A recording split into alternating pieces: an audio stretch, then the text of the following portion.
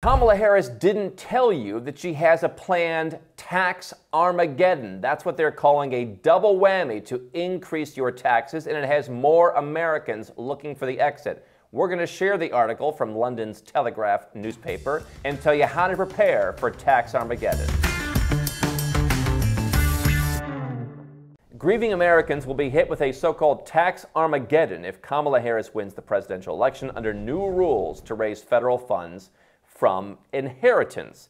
The vice president is planning a double raid by lowering the threshold at which relatives pay estate tax and abolishing a rule that allows children to inherit properties without paying capital gains tax. So this is in addition to the idea of an unrealized capital gains tax, or even what Elizabeth Warren has talked about she wants is a wealth tax every year. Wealthy Americans have begun passing on their assets to their children as gifts to avoid the potential new rules, which could come into effect in mid-2025 if Ms. Harris wins the election this November. I was on Fox Business in December of 2020. Joe Biden had just been elected but not inaugurated yet. The question was, what do we do before the end of the year? Because if Joe Biden gets in, here's the thing. People talk about the rule of law in the U.S. and how strong the institutions are. The thought was, he'll get in, they'll pass a law in June, for example, but it'll cover the entire year. And so what have I always told you? Well, here's what I said on Fox Business. I said, you have to prepare in advance. Better years too early than a day too late. And I think a lot of people are trying to play it by the seat of their pants. First, they're going to see if Kamala gets elected. Then they're going to kind of think what's going to happen. Then they're going to, slowly take steps. Guys, I don't care if Kamala wins or not this time. The direction, the momentum, the voice of the average person is take those rich people's money, whether it's through inheritance, whether it's through new capital gains on those estates, whether it's capital gains tax on your business or your farm or whatever else that you haven't realized yet. There's an education crisis in the U.S. A lot of people don't know basic economics, and so they don't understand how this stuff works, but it sounds good. And Kamala, she's not the first, and she will not be the last politician to use demagoguery to do that. Now, by the way, Trump had taxes that were retroactive. So the idea that if Trump wins, you're totally safe, that's not the answer either. They all do it, and they're going to have to do more of it because the country's broke. You've got $1 trillion just in interest now. I don't care who wins. I mean, look at other Western countries where they've gotten to the level that the U.S. is at now.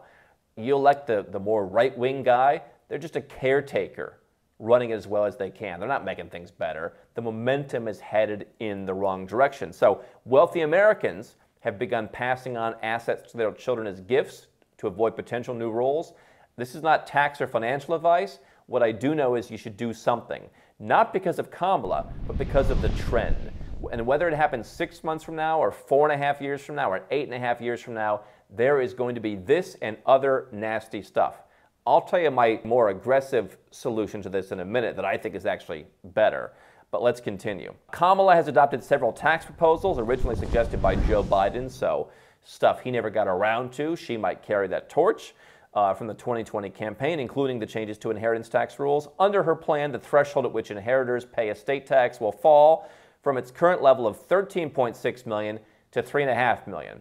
So, if you're the 7- and 8-figure entrepreneurs that we talk to here at Nomad Capitalist, the ones we serve as clients at nomadcapitalist.com/apply, you're going to have $10 million in exemption whacked. On top of that, the article says she will also abolish the step-up basis, which cancels out capital gains bills for inherited properties. Now, I'll tell you what, we don't serve very many, if any, trust fund kids around here. I believe in hard work. I wouldn't be leaving my kids a lot of money.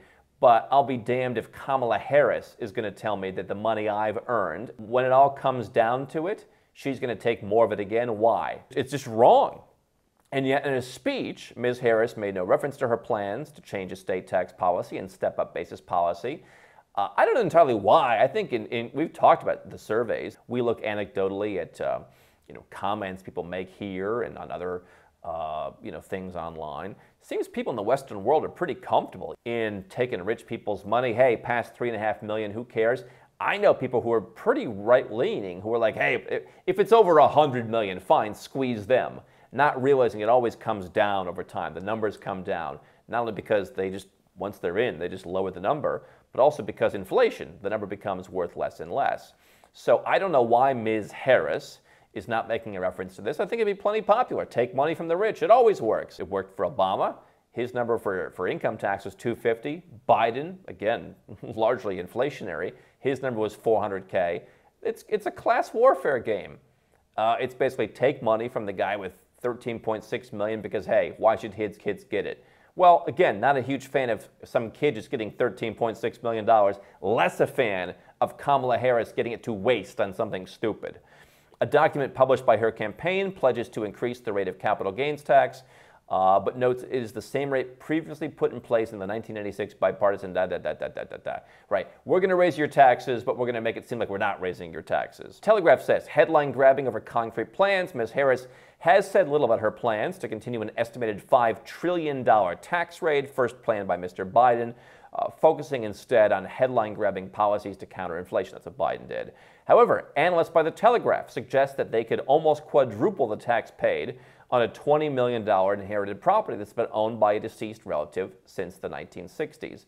So basically, right now you'd pay $3.5 million. Now you'll pay $13.2 million. That's $9 million, it says, in estate taxes at 55%, and another $4.2 million in capital gains tax versus when the property was purchased. You know, obviously most people don't have $20 million, but plenty of normal people have $20 million. You build a business and you sell it. I know a lot of people who are leading very normal lives who've sold businesses for much more than $20 million. And they worked hard their entire life, and they're honest, ethical people, and they came to Nomad Capitalist because they like that we're the goody two-shoes of the offshore world, and we don't cut corners and we do it right, but they've paid enough. And you know, I think that's the problem, is we have this image, and politicians like Kamala Harris play into it. And again, she's just the current stand-in. There'll be plenty more where she came from, and there'll be plenty more surrounding her in the Congress and in the media and everywhere else. But they have so demonized the person who built a business over the course of some number of years. It makes a couple $1,000,000 a year. They pay taxes at the highest level. And then one day they sell it for $20 million and they get squeezed. And, you know, that's the challenge. There are places in the world where no one, as one of my friends says, looks in someone else's pocket. There is less of a culture and envy in some places. The Middle East certainly wants to welcome people with money. I think Asia wants to welcome people with money.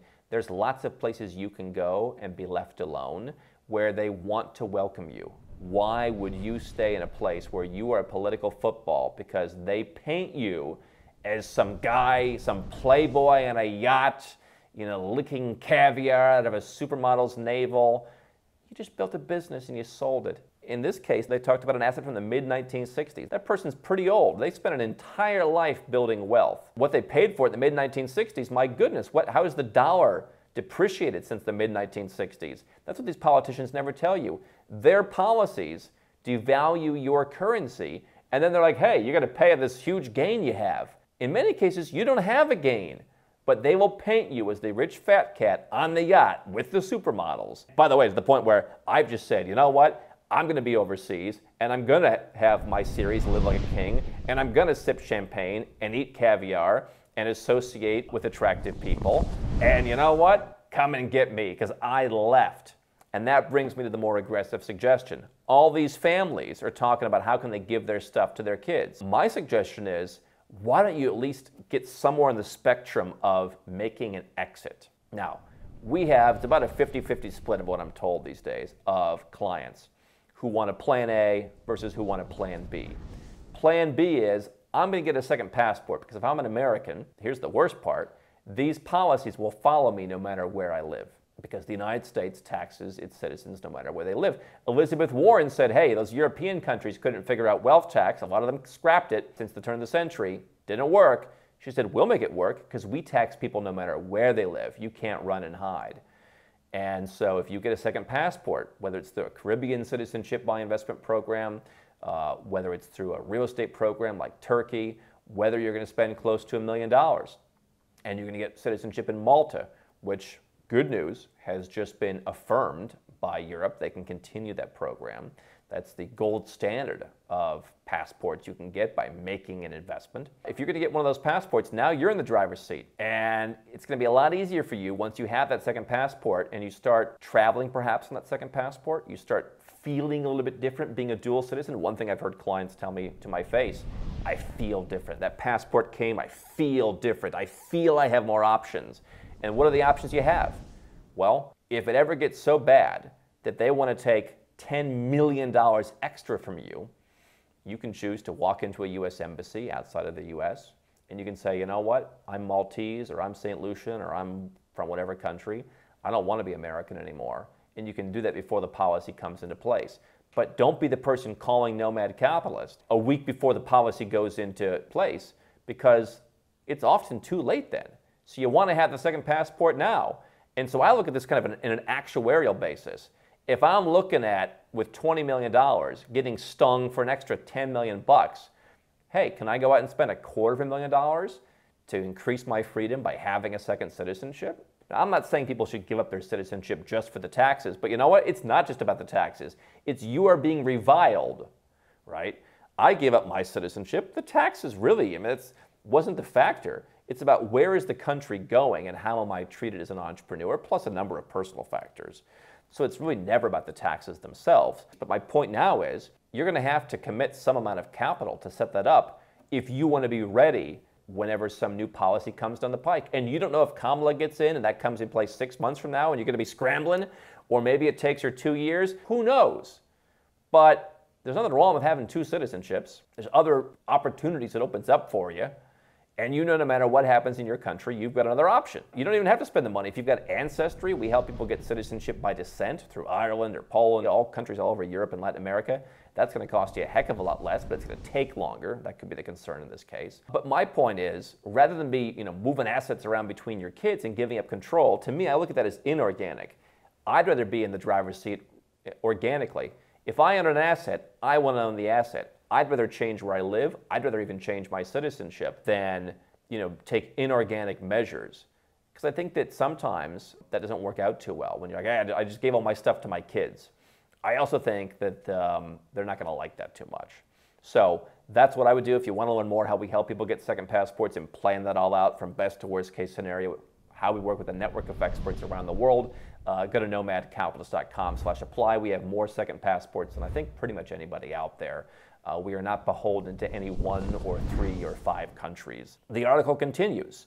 A financial advisor who once took me out to dinner when I was just starting out and said I'm the greatest and now makes snarky comments behind my back because we are #1 in the industry, says many of his clients were transferring their assets to their children under the current rules, fearing tougher policies under a Harris administration. Use it or lose it, the article says. Don't wait until you die. This is a change, and I think it's a change. Yes, there's been politicians, Obama, they were concerned about. Listen, your taxes went up under Obama. Haven't you paid enough? At a certain point, I think that as much as you push back on the fair share argument, because you realize you do pay a lot of taxes as a wealthy person, you're not Amazon, you are paying a lot if you just have a successful business. I think there is still some creep where people think, well, how much better can it be somewhere else? I'll just pay. I'm living proof. There's plenty of places, both in the developing and developed world, that you can go and live with your second passport and have a much better life, where just the culture is going to be more in favor of you having wealth. But people are gifting like crazy. That's one option. My option's the other. Democrats have long sought to abolish a loophole in capital gains tax, which allows children to inherit their parents' assets without paying tax on the gain since it was originally purchased. Again, how much of that is an actual gain and how much of that is the dollar is just worth less? But guess what? The government, like any toxic relationship, they're not going to blame themselves and their own policies. No. Kamala Harris doesn't get into power by blaming the government, by blaming herself. She gets into power by blaming you, because there's not very many of you. There's not very many of me.